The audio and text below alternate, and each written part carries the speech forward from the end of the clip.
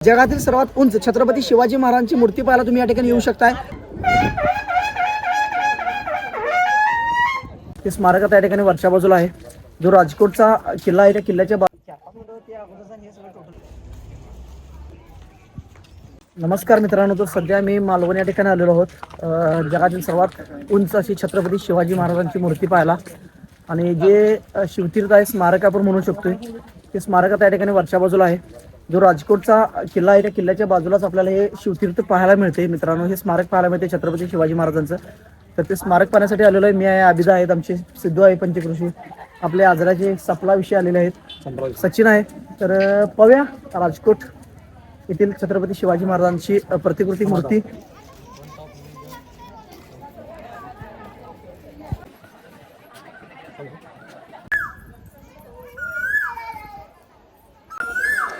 मित्रांनो, सुरुवातीला आपल्याला या ठिकाणी आतमध्ये प्रवेशद्वारातून आत आल्यानंतर आपल्याला या ठिकाणी महापुरुष मंदिर राजकोट लागते। या ठिकाणी महापुरुष मंदिर आहे या ठिकाणी, आणि याच्याच पुढे पाहू शकता मित्रांनो, जगातील सर्वात उंच छत्रपती शिवाजी महाराजांची मूर्ती, छत्रपती शिवरायांचं शिवतीर्थ स्मारक आपण म्हणू शकतोय।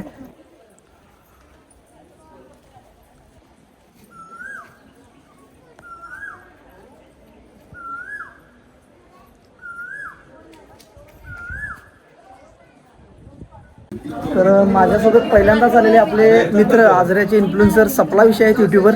तर सपला विषय सपला विषय तर महाराजांच्या मूर्तीचं तुम्हाला पहिल्यांदा तुम्ही मालवणला आलाय, दर्शन झालं, या निमित्तानं काय सांगावं वाटते, नक्की सांगा। म्हटलं तरी शहर आहे, एवढी मूर्ती म्हणजे मूर्ती पहिल्यांदा बघायला लागली माझ्या ह्याच्यामध्ये, कारण इथून आपण बघतो तर आपण या मूर्तीवर कायच नाही, या साईडला आपला प्रॉपर।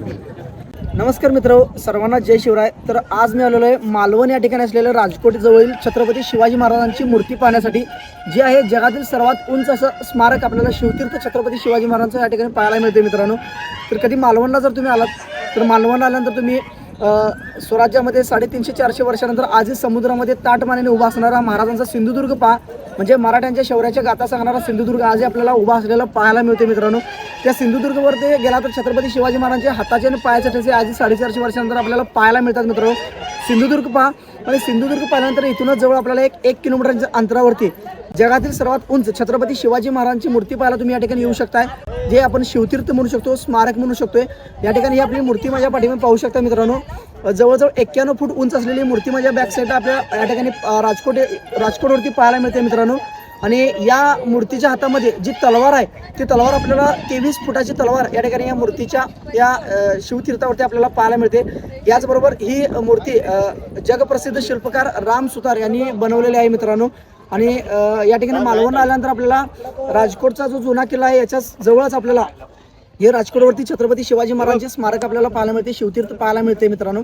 तर खूप सुंदर अशी जागा आहे। मालवण आल्यानंतर तुम्ही बोटिंग करा, तुम्ही स्कुबा करा, इतर ॲक्टिव्हिटी करा, वॉटर ॲक्टिव्हिटी करा, पण ह्या सगळ्या गोष्टी मनोरंजनाच्या झाल्यानंतर आपला एक निवांत वेळ महाराजांच्या चरणाशी नतमस्तक होण्यासाठी या ठिकाणी नक्की तुम्ही आलं पाहिजे असं मला वाटते मित्रांनो। तर राजकोटला आला तर महाराजांचं दर्शन घ्यायला, मालवणला आल्यानंतर महाराजांचं दर्शन घ्यायला या ठिकाणी राजकोटला एकदा नक्की या।